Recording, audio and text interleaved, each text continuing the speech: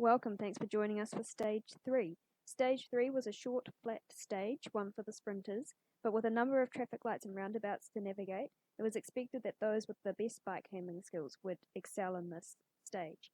We caught up with Sarah prior to the stage, and this is what she had to say. That I haven't done it before rule won't count for this one.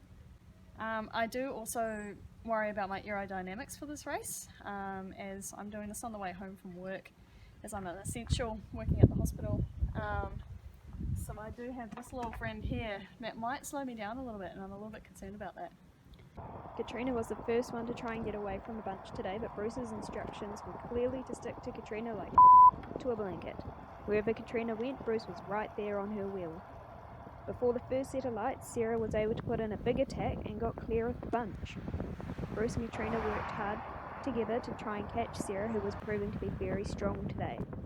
But things were tense between Bruce and Katrina, and there were some dirty tactics going on as well.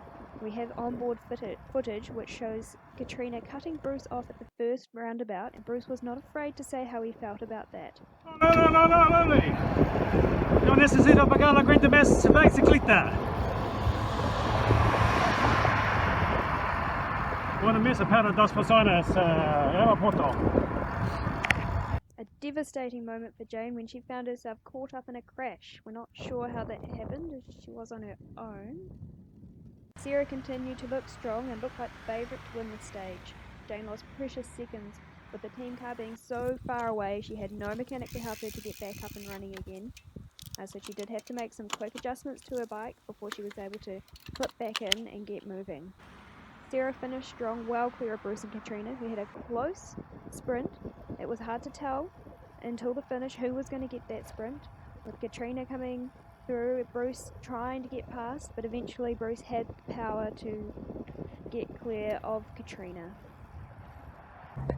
And here's the yellow jersey after the finish of stage 3. Let's see if we can get a quick word with and see how they went.